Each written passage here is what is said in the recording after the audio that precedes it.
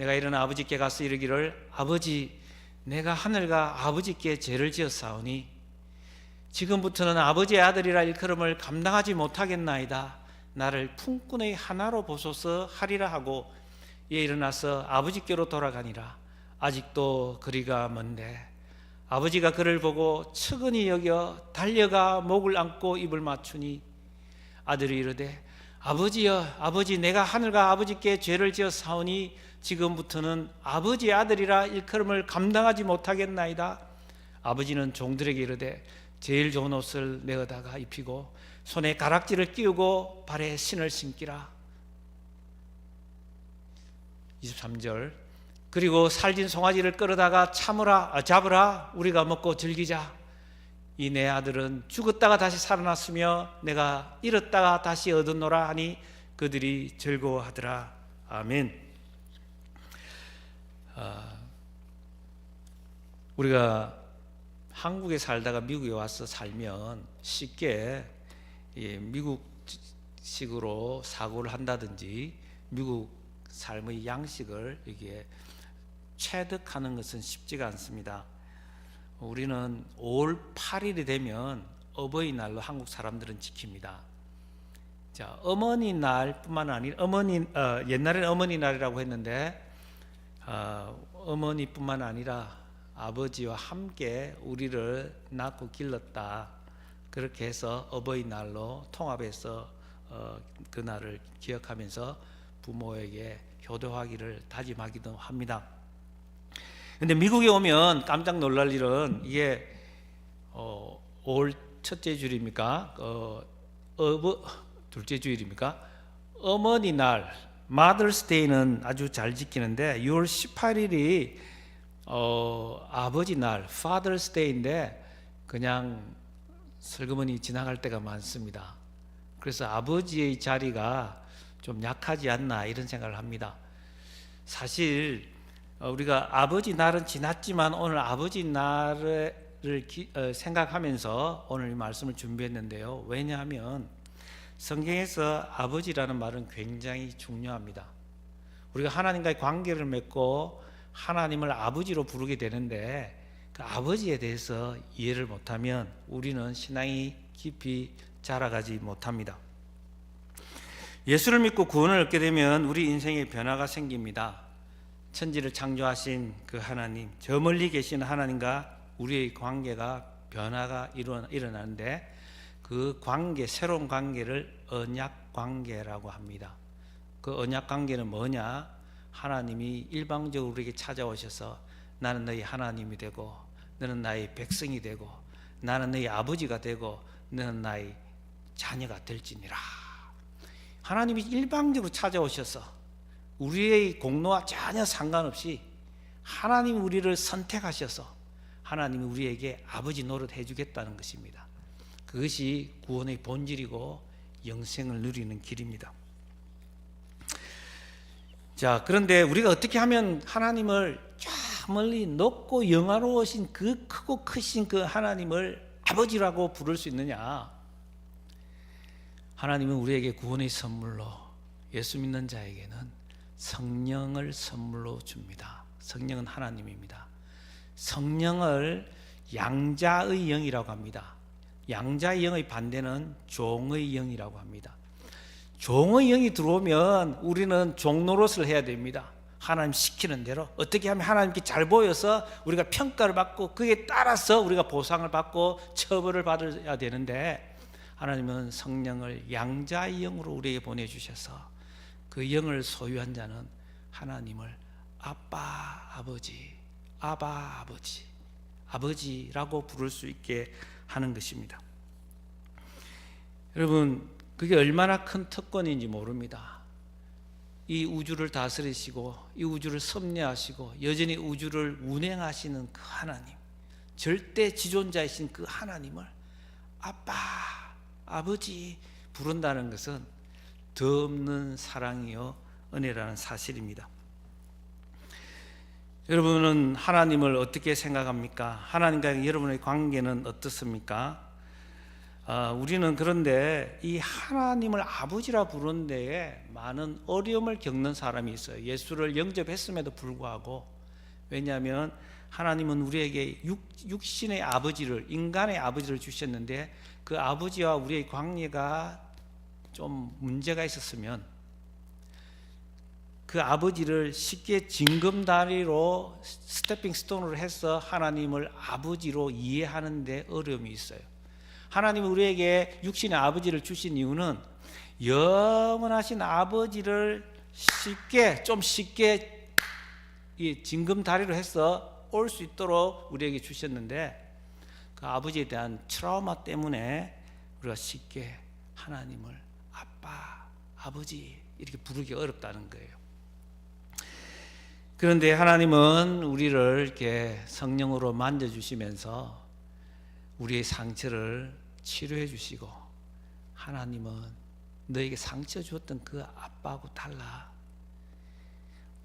나는 너희들 어떤 아픔도 깨어지고 상처 입은 그 마음을 있는 그대로 품어주시고 또 예수님이 흘리신 그 보혈로 싸매어 주시는 하나님인 것을 우리에게 가르쳐 줍니다. 예수님이 이 땅에 오셨을 때 많은 사람이 예수를 믿지 않은 이유가 하나님을 잘 몰랐기 때문인 거예요. 예수님은 하나님의 아들이요 하나님으로 이 땅에 오셨는데 예수님의 하는 행동을 보면서 하나님이 어떻게 저럴 수 있느냐, 하나님이라면 저럴 수 없다라고 판단하면서 예수님을 구주로 영접하지를 못했던 것입니다. 예수님은 오늘 성경에서 하나님은 이런 분이다라고 우리에게 가르쳐 줍니다. 오늘 성경 본문은 배경은 1절에서 사실은 설명하고 있어요. 그 배경이 뭐냐면은 예수님은 모든 세리와 죄인들의 친구가 되어줍니다. 그들과 같이 밥을 먹고 그들과 같이 교제하고. 그런데 소위 유대인을 대표하는 바리새인들과 서기관들은 그 모습을 보면서 예수님이 하나님의 아들이고 위로부터 온 하나님이라는 것을 인정할 수가 없는 거예요. 어떻게 하나님이 낮고 천하고 천한 것들 중에 천한 저들과 함께 죄인들 중에 죄인이라고 할 수 있는 그런 세리와 죄인들과 식사를 하고 그들의 친구가 되어줄 수 있는가? 예수님은 그들의 마음을 훤히 깨뜨려 보시고 예수님이 세 가지 비유를 통해서 하나님을 가르쳐 줍니다. 그 세 번째 비유가 우리가 잘 아는 돌아온 탕자 이야기입니다. 저는 개인적으로 오늘 이 짧은 이야기, 예수님이 들려주는 이 내러티브, 이 비유가 하나님이 우리에게 들려주는 가장 아름답고도 위대한 복음적인 메시지다라고 저는 확신을 하고 있습니다. 오늘 이야기는 이렇게 시작을 합니다. 어떤 사람에게 두 아들이 있었는데 둘째 아들이 어느 날 아버지에게 와서 재산 중에서 내게 돌아올 분깃을 달라고 합니다. 그 당시 중동 문화에서는 아버지가 죽기 직전이나 죽고 나서 받는 것이 유산이고, 아버지가 시퍼렇게 살아있는데 재산 내놓으라고 하면 그는 그냥 패대기 쳐서 그냥 마을여기에서 그냥 돌로 쳐 죽여야 될 그런 큰 죄, 폐륜입니다. 그런데 어찌 된 일인지 아버지는 아무런 역정도 내지 않고 재산을 나누어 줍니다. 재산을 받은 아들은 며칠이 지나지 않아 그것을 처분해서 그것을 캐시로 만들어서 먼 나라로 갑니다. 거기서 허랑방탕한 생활을 합니다. 설상가상으로 그 멀리 아버지를 피해서 갔던 그 나라에 흉년이 찾아왔습니다. 그래서 그 둘째 아들은 아주 궁핍한 지경에 이르게 됩니다. 목구멍이 포도청이라고 그 나라의 한 사람에게 고용이 되었습니다. 부잣집 아들이 이제는 어떤 사람 밑으로 들어갈 수밖에 없었습니다. 그 사람이 고용한 사람이 들로 보내어 돼지를 치게 합니다. 근데 워낙 흉년이 심하게 들어서 돼지가 먹는 쥐염 열매마저도 얻어먹기 힘든 그런 상황에 처하게 됩니다. 정말 비참한 상황에 내몰리게 되었습니다. 돼지, 유대인에게 있어서는 구약에 따르면은 정말 혐오스러운 부정한 것 중에서도 가장 부정한, 가까이 해서는 안 되는, 먹어서는 안 되는 그것이 돼지입니다. 근데 돼지는 지금 지엽 열매를 먹고 있는데 돼지가 먹는 그 지엽 열매조차도 구할 수 없는 그 상황으로 정말 나락으로 바닥 없이 떨어진 모습, 인간이 타락하면, 하나님을 떠나면 짐승보다 더 나락으로 떨어질 수 있는 것을 우리에게 성경은 가르쳐 줍니다. 그렇습니다. 아버지를 떠난 인생이 얼마나 비참한지를 잘 보여주는 것입니다. 그리고 여기서 등장하는 아버지는 우리가 알다시피 하나님입니다. 하나님을 떠나 자율적으로 자기 힘으로 살아가고자 하는 인생에게 찾아오는 것은 부요가 아니라 궁핍이요 절망적인 상황이라는 것입니다. 그런데 이때 탕자가 이 고통 속에서, 이 절망, 그것보다 더 깊은 절망 끝자리에서 양심이, 정신이 번쩍 들었습니다. 아이고 내 신세야, 내 팔자야, 내가 어찌하다가 이렇게 됐나. 우리 아버지 집에 가면 품꾼도, 우리 아버지에게 하열된 그 품꾼들도 먹는 거는 걱정 없이 살아가는데 내 꼴이 어찌 이렇게 됐느냐. 그래서 자기가 잘못을 깨닫게 됩니다. 예, 스스로 돌이켜 회개가 시작이 되었습니다. 자신의 생각과 행동이 잘못되었음을 깨달았습니다. 마음이 돌이켜진 것이죠. 그런데 발이 떨어지지 않습니다. 왜 발이 떨어지지 않습니까? 양심이 살아난 것입니다. 아이고, 내가 아버지께 돌아가야 되는데 내가 무슨 낯짝으로 아버지께 돌아가겠느냐. 내가 무슨 낯짝으로 아버지를 아버지라고 부를 수 있겠느냐. 자기 스스로 이제는 그 망가진 인생을 회복시킬 능력이 전혀 없습니다. 인생에 bankruptcy, 부도가 났습니다. 엉키고 썩힌 실타래 같은 인생을 풀 방법이 전혀 없습니다. 그래서 그는 결국 아버지에게로 돌아가기로 작정하고 시나리오를 쓰기 시작합니다. 아버지한테 가면 내가 이렇게 말해야지, 이렇게 말해야지. 내가 이제는 아버지라고 부를 자격이 없습니다. 그건 아버지도 잘 아시죠? 이제 더 이상 아버지란 말 사용하지도 않겠습니다. 그저 나를 품꾼의 하나로 받아주셔서 내가 밥만 먹고 살게만 해주면 내가 품꾼처럼 일하겠습니다. 내가 머슴살이 하겠습니다. 라고 이제 시나리오를 만들어서 아버지께로 돌아가려고 합니다. 아버지 가면 내가 이렇게 말하리라고는 시나리오가 성경에 보면 이렇습니다. 내가 하늘과 아버지께 죄를 범했습니다. 이제 나는 아들의 자격이 없습니다. 그저 아버지 집에 있는 품꾼의 한 사람으로만 대해 주십시오. 이에 결국은 이제 며칠 시나리오를 반복만 하고 발걸음이 옮겨지지 않았지만 이제 더 이상 굶어 죽을 수밖에 없는 그 상황에서 일어나서 아버지께로 돌아갑니다. 말어기에 들었습니다. 아버지는 말어기에서 아들이 돌아오길 기다리고 있었습니다. 아직도 거리가 먼데 아들은 아버지를 알아보지 못하지만 아들은 아버지를 알아보고 기다리고 있던 그 아버지는 아들의 모습을 보자마자 불쌍히 여겨서, 척은히 여겨서 그냥 본 그것이 머릿속에서 생각하는 것이 아니라 바로 가슴으로 떨어져서 바로 달려갑니다. 지금까지 외우고 또 엎조렸던 그 대사를, 시나리오를 말합니다. 내가 하늘과 아버지께 죄를 지었사오니 지금부터는 아버지 아들이라 일컬음을 감당하지 못하겠나이다. 아버지는 그 소리가 귀에 들어오지 않습니다. 아니, 그 입을 틀어막기라도 하듯이 그 소리를 네가 할 소리가 아니라고 무언의 강한 메시지를 던지는 것입니다. 못 들은 채 합니다. 아버지는 소리를 내어 종들에게 말합니다. 제일 좋은 옷을 가지고 와서 입히고 가락지를 손가락에 끼워주고 신을 신겨라고 말을 합니다. 그리고 살진 송아지를 잡아서 잔치를 벌이라고 하는 것입니다. 살찐 송아지를 잡아서 우리가 먹고 즐기자고 말을 합니다. 아버지 액션을 한번 보세요. 누가를 통해서 예수님이 들려주는 것 보면 그 아버지는 행동하시는 아버지입니다.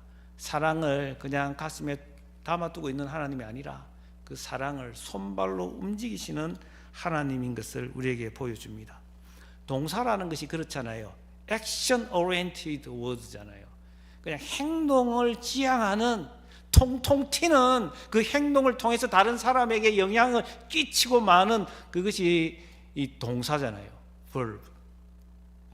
아들이 힘없이 맥없이 다리를 끌며 어깨가 처진 채 신발을 질질 끌고 고개도 제대로 들지 못하고 오는 모습을 보고 척은이 여겨 달려가. 아버지가 체면도 없어요.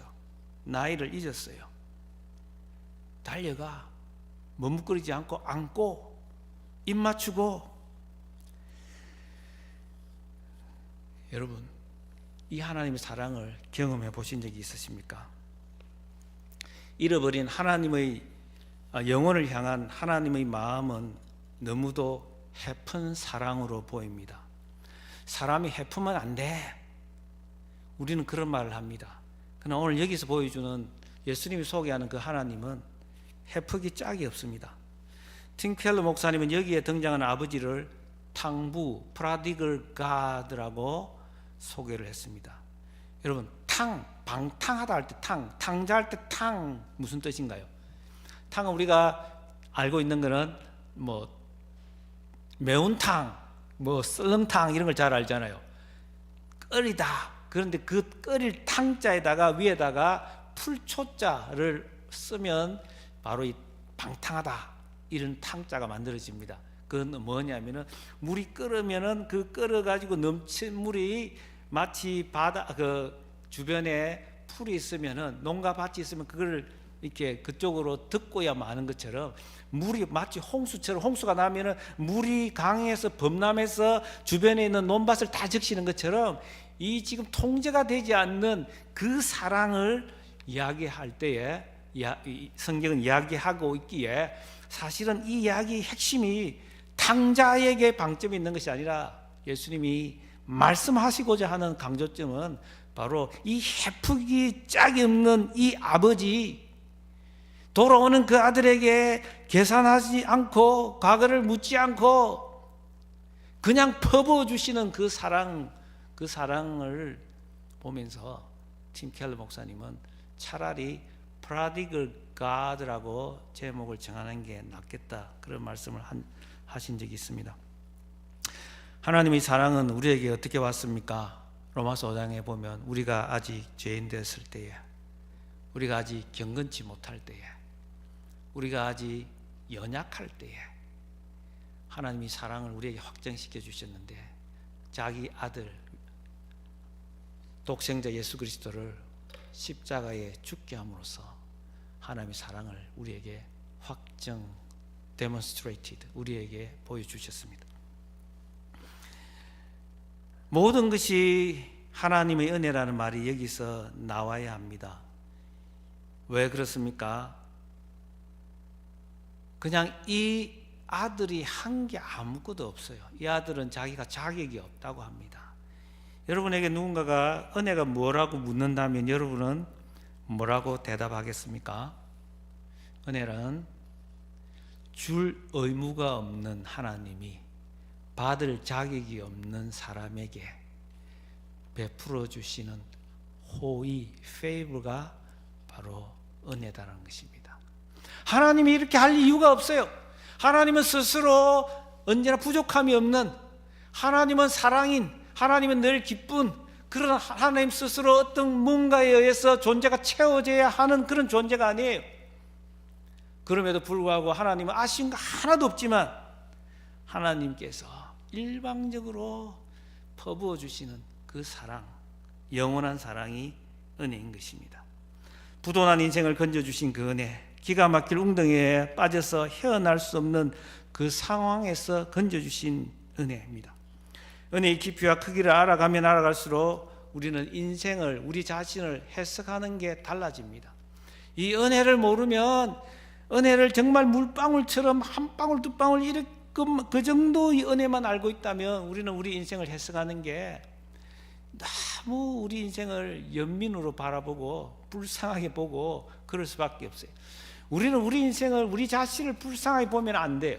하나님 우리를 불쌍하게 보면 모든 것이 해결되지만 우리 자신이 그냥 그 쫄쫄쫄쫄 그냥 오늘 하루 먹으면 없어질 것 같은 그 은혜 우리가 살아간다면 우리에게는 소망이 없습니다. 그냥 퍼부어 주시는, 헤프게 퍼부어 주시는 그 은혜를 우리가 알면 우리는 어떤 상황에 있더라도 우리는 감사하며 우리 인생을 하나님 앞에서 즐겁게 기쁘게 살 수 있는 것입니다. 하나님의 은혜를 모르는 사람은 늘 판단하고 비판하고 불평하고 원망하고 모든 게 부정적입니다. 예수님의 사랑과 하나님의 은혜와 전혀 상관없이 살아가는 것을 볼 수 있습니다. 이런 사람 옆에 있으면 전염이 됩니다. 우리가 참 좀 조심해야 합니다. 멀리해야 합니다. 조심스럽게 지혜롭게 거리를 두면서 사랑해야 합니다. 이 놀라운 장면을 보고 기다리다가 달려가서 안고 입 맞추는 그 아버지를 보면서 노래를 잘하는 사람은 가사를 써서 노래로 지어서 부르고 그림을 잘 그리는 사람은 이 대목에서 그냥 주저앉아서 그림을 그렸습니다. 여러분 저 그림을 조금 확대해서 다음 장면으로 한번 보겠습니다. 다음 스크린에서 17세기에 네덜란드 화가 중에 렘브란트가 있습니다. 정말 렘브란트의 그림은 정말 너무도 성경을 이렇게 잘 이해할 수 있느냐, 저는 렘브란트 그림을 볼 때마다 이렇게 무릎을 치게 되는데요.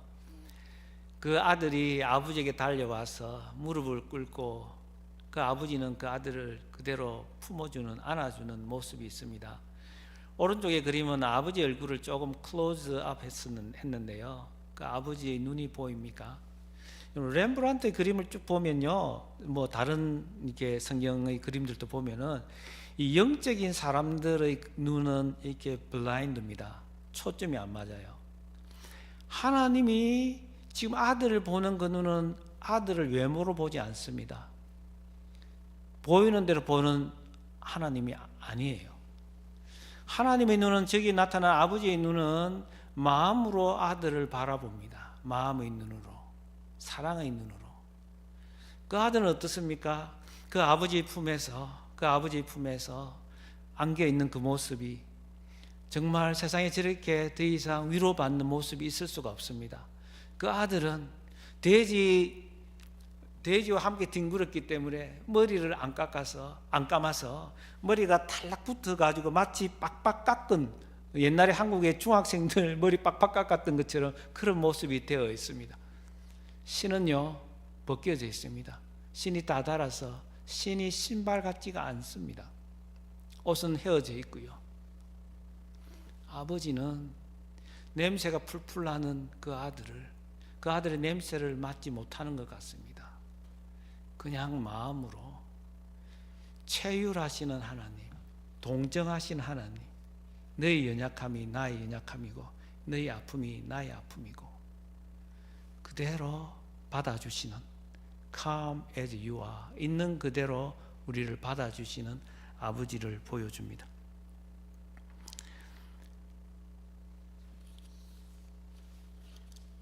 비록 그 모습은 쌍거지가 되어서 돌아왔지만, 돼지 우리 안에서 뒹굴어서 냄새가 풀풀 나지만, 죄로 물든 몸과 마음이지만 그 아들을 자유롭게 끌어안으시는 하나님 아버지를 잘 그려내고 있습니다. 이 아들은 그 아버지의 품에서 말로 형용할 수 없는 위로를 받고 있습니다. 여러분 이 장면을, 그림을 그릴 수 있다면 어떻게 그리겠습니까? 노래를 지어서 만든다면 어떻게 노래 가사를 만들어서 하나님을 찬양할 수 있겠습니까? 오늘 말씀에서 우리가 꼭 기억해야 될 것이 있습니다. 하나님이 오늘 왜 우리에게 이 말씀을 주시느냐? 예수님이 바리새인들과 서기관에 준 그때 그 주신 말씀은 바로 우리에게 주시기 위해서 그들에게 먼저 주신 말씀이라는 것입니다. 오늘 이 모습은 아담적 실존을 보여주고 있습니다. 아담의 후예, 에덴 동산에서 죄를 짓고 타락한 그들 모든 후손들이 죄에 감염이 되어서 이런 모습으로 되어 있는데, 그럼에도 불구하고 하나님께로 돌아오면 하나님께서 우리를 과거를 묻지 않고 네가 왜 그렇게 했느냐, 이슬 짓고 하랬다, 네가 말 잘하면 내가 납득이 되면 내가 용서해 주겠다, 그런 것이 아닙니다. 입을 틀어막듯이 아무 말도 묻지도 않고 들으시지도 않고 그냥 모든 것을 조건 없이 퍼부어 주시는 하나님의 사랑을 볼 수 있습니다. 우리 스크린을 통해서 에베소서 2장 1절에서 5절을 보겠습니다. 천천히 읽을 때 여러분 또 마음으로 따라 읽으시기 바랍니다. 그는 허물과 죄로 죽었던 너희를 살리셨도다. 그때 너희는 그 가운데서 행하며 이 세상 풍조를 따르고 공중의 권세 잡은 자를 따랐으니 곧 지금 불순종의 아들들 가운데서 역사하는 영이라. 전에는 우리도 다 그 가운데서 우리 육체의 욕심을 따라 지내며 육체와 마음의 원하는 것을 하여 다른 이들과 같이 본질상 진노의 자녀였는데, 긍휼이 풍성하신 하나님이 우리를 사랑하신 그 큰 사랑을 인하여 허물로 죽은 우리를 그리스도와 함께 살리셨고 너희는 은혜로 구원을 받은 것이라. 아멘. 에베소서에 보내는 바울의 편지를 통해서 하나님 우리에게 무슨 말씀합니까? 죄와 허물로 죽을 뻔한 너희들이 아니라 죄와 허물로 죽었던 너희들, 과거에는 지금도 불순종하는 사람들 그 가운데 역사하는 그 영 마귀의 자손들이었는데, 지금은 하나님이 너희를 은혜로 구원하셔서 긍휼이 풍성하신 불쌍히 여기시는 하나님, 우리를 사랑하신 그 큰 사랑을 인하여 허물로 죽었던 우리를 그리스도와 함께 살리셨다는 거예요. 너희는 은혜로 구원을 받은 것이라. 여러분, 우리는 어머니 뱃속에서부터 죄를 가지고 태어났습니다. 우리 모든 인류는, 모든 사람은 죄를 범하였으며 하나님의 영광에 이를 수 없었습니다. 하나님과 분리된 상황에 놓여 있었습니다. 그런데 하나님이 우리에게 찾아오셨습니다. 오늘 성경은 우리에게 계속해서 말합니다. 돌아오니, 이런 돌아오다는 말이 반복이 되는데요, 한 가지 조건처럼 보이잖아요. 돌아오면 어떤 죄를 범했던 너희가 죽었다 할지라도, 너희가 마귀의 자식이었다 할지라도 돌아오면 내가 너희에게 가장 좋은 거 주겠다는 것입니다. 여러분, 이 돌아오면조차도 조건이 아니라 은혜라는 사실을 여러분 아십니까? 사무엘하 7장 13절에 보면 13절, 14절, 15절을 제가 한번 읽어보겠습니다. 그는 내 이름을 위하여 집을 건축할 것이요 나는 그의 나라 왕위를 영원히 경고하게 하리라. 나는 그에게 아버지가 되고 그는 내게 아들이 되리니 그가 만일 죄를 범하면 내가 사람의 매와 인생의 채찍질로 징계하려니와 내가 내 앞에서 물러나게 한 사울에게서 내 은총을 빼앗은 것처럼 그에게서 빼앗지는 아니하리라. 여러분, 사무엘하 7장은 굉장히 중요한 본문입니다. 다윗의 언약이라고 하는데, 다윗은 우리가 아는 것처럼 바세바와 간음을 해서 하나님을 멀리 이렇게 떠나게 됩니다. 그런데 하나님은 나단을 보내서 다윗의 폐부를 찔러서, 말씀으로 폐부를 찔러서 회개하게 하면서 그의 왕위를 계속해서 이어갑니다. 여러분, 인생의 채찍질, 사람의 매를 가지고 징계를 해서 하나님이 그 마음을 돌이키게 해서 끌고 간다는 거예요. 영원히 아버지가 되어주겠다는 약속을 지킨다는 거예요. 여러분, 돌아오면이라는 말은 하나님의 은혜 없이는 될 수가 없어요. 하나님이 우리에게 고통을 주면서 우리에게 환난을 당하게 하면서 세상에 일어나는 어떤 것도 우연이라는 게 없어요. 하나님의 사진에는 우연이라는 게 없어요. 하나님의 계획 속에서 하나님이 우리의 걸음을 인도하셔서 우리가 예배 자리에 있고 하나님의 말씀을 듣게 하는 것이지, 하나님이 우리에게 특별히 사랑하는 자에게 고통을 주셔서 그 고통 속에서 하나님을 부르짖게 하면서 우리에게 하나님, 내가 죄인이었군요. 하나님, 은혜 없이 살 수가 없습니다. 하나님이 나의 아버지입니다. 하나님, 그렇게 할 때 하나님은 우리에게 모든 것을 다 회복시켜 주신다는 것입니다. 그러므로 여러분 중에 아이고 내 인생에 왜 이런 일이 벌어졌지? 왜 나에게는 이런 아픔이 있지? Why me? 왜 철수는 괜찮고 영자는 괜찮은데 나한테는 왜 이런 일이 있지? 우리가 그렇게 아파할 이유가 없습니다. 돌아오면 하나님은 가장 좋은 거 주시는데 오늘 두 가지 그림을 보여줍니다. 그 그림을 여러분 발견하셨습니까? 그 그림은 영원한 천국에 대한 그림입니다. 그 그림 첫 번째는 상속입니다. 상속. 우리가 천국 하나님 나라를 이해할 때 제일 중요한 건 상속이에요. 상속. 그 하나님 나라를 내 유업으로 이어받게 하겠다는 거예요. 그 아들이 돌아왔을 때에 그 거지처럼 생긴 그 꼴로 왔지만은 반지도 끼워주고 가장 좋은 옷도 입혀주고 신을 신겨주면서 아들의 권세, 너는 상속자야. 무슨 소리야? 너는 나의 상속자야. 하나님 나라를 유업으로 이어받을 상속자야. 딴소리 하지 마. 두 번째, 살찐 소를 잡고 풍악 울리고 음악이 있고 잔치가 벌어지고 기쁨입니다. 천국의 두 번째 그림은 기쁨입니다. 잔치입니다. 나는 네가 뭐라 해도, 네가 인생을 실패했다고 할지라도, 세상에서는 네가 뭐 어떤 소리를 들었고 네가 망했다고 할지라도 내게 돌아오면 너 지금 눈에 보이지 않지만 그 영원한 나라의 상속자가 되고 그곳에서 영원히 예수님과 함께 왕노릇하게 될 거야. 기쁨이 떠나지 않을 거야. 슬픔이 없어.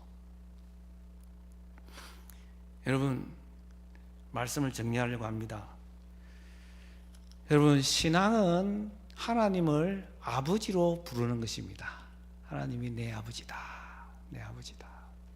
그리고 그 아버지가 베풀어 주시는 그 은혜, 어떠한 죄도 다 덮을 수 있는 넘쳐나는 그 은혜, 그 헤세드 사랑, 여러분 그 은혜를 알고서 우리가 부족함이 없음을 고백하는 것입니다. 하나님은 은혜면 됩니다. 은혜면 됩니다. 여러분, 우리는 이제 돌아가야 합니다. 회개하면 언제나 은혜가 부족하다고 생각할 때도, 회개하면, 돌이키면 말로 다 할 수 없는 은혜를 우리에게 베풀어 줍니다. 그리고 우리 인생의 실패와 회복 불가능을 인정하는 것은 우리 힘으로 되지 않습니다. 우리 인생은 모두가 다 망가지고 깨어지고 깨진 그릇 같다고 성경은 우리에게 가르쳐 줍니다. 그러나 우리가 가진 것은 자존심밖에 없지만 하나님의 은혜, 성령의 역사면은 우리가 하나님 내 모습 이대로, 내가 실패했지만, 내가 절망 중에 있지만 하나님 받아 주옵소서. 우리의 자존심을 내려놓을 수 있는 것입니다. 여러분, 예수님은 오늘 말씀을 통해서 우리에게 말씀합니다. 그 누구라도, 세리라도, 죄인이라도, 사람들로부터 소외받는 그 사람이라도 누구든지 하나님 나라의 자녀가 될 수 있고 하나님 나라의 상속자가 될 수 있다고 우리에게 가르쳐 주는 것입니다. 오늘 이 말씀을 통해서 그 나라를 바라보면서 내가 상속자다, 그리고 하나님 나에게 영원한 기쁨을 주신다, 그 확신 속에서 하나님께로 우리의 마음을 돌이키는 그 은혜가 있기를 주님의 이름으로 축원합니다. 이 시간 오늘 주신 말씀을 기억하면서 우리 합심해서 한번 기도합시다. 여러분, 얼마나 감사합니까? 우리는 돌아갈 수 있는 아버지의 품이 있습니다. 여러분, 돌아갈 곳이 없으면 얼마나 불행합니까? 그러나 우리는 인간적으로 이제 돌아갈 친정도 없고 돌아갈 시댁도 없다 할지라도 돌아갈 수 있는 영원한 하나님 아버지의 품이 있습니다. 여러분, 그 품을 바라보면서 아버지, 하나님의 은혜로 내 마음을 돌이켜 주셔서 늘 하나님을 아버지 하며 살아가게 하옵소서. 주여, 그 길은 십자가를 통해서 갈 수 있는 길임을 가르쳐 주셨사오니 예수님의 십자가를 늘 바라보면서 우리는 공로 없지만 예수 십자가의 공로 의지해서 하나님 품에 하나님께 늘 안기는 은혜를 베풀어 주옵소서. 우리 한번 기도하겠습니다. 하나님 아버지, 감사합니다. 우리에게 복음을 들려주시고 영원한 고향 하나님의 품을 그리워하며 사모하게 하시니 감사합니다. 내가 죄인입니다. 아버지, 내 인생이 부도가 났습니다. 하나님 아버지, 나를 건져 주옵소서.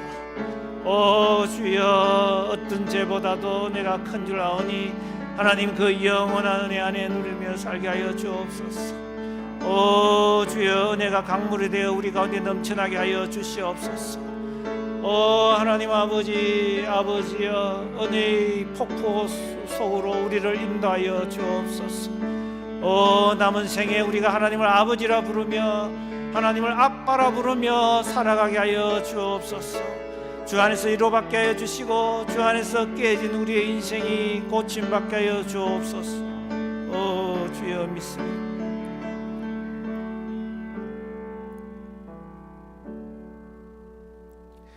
하나님 아버지 안에 감사합니다. 돌아올 수 있는 아버지의 품이 있음을 감사드립니다. 이제 더 이상 우리의 힘으로 용서며 살지 않게 하시고 하나님의 은혜를 구하며 하나님을 아버지 삼고 천국을 소유한 자로 살아가게 하여 주옵소서. 예수님 이름으로 기도드리옵나이다. 아멘.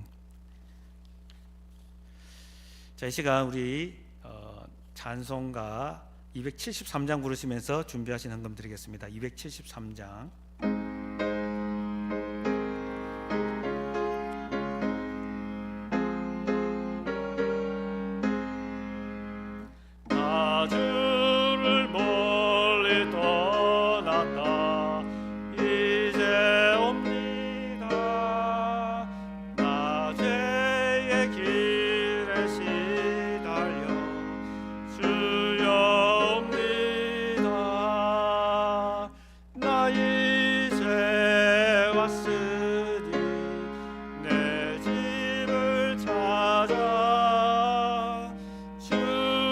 나를 받으사 맞아주소서. 그 귀한 세월 보내고 이제 옵니다. 난 이웃치는 눈물 주여 옵니다. 나 이제 왔으니 내 집을 찾아 주여 나를 받으사 맞아주소서. 매여 고달파 이제 옵니다. 주 크신 사랑 받고자 주여 옵니다. 나 이제 왔으니 내 집을 찾아 주여 나를 받으사 맞아주소서. 병든 마음을 고치려 이제 옵니다. 그님과 소망 바라고 주여 옵니다. 나 이제 왔으니 내 집을 찾아 주여 나를 받아주소서. 나 바랄 것이 무언가 우리 주 예수 날 위해 죽임 당하시 믿고 옵니다. 나 이제 왔으니 내 집을 찾아 주여 나를 받으사 맞아주소서.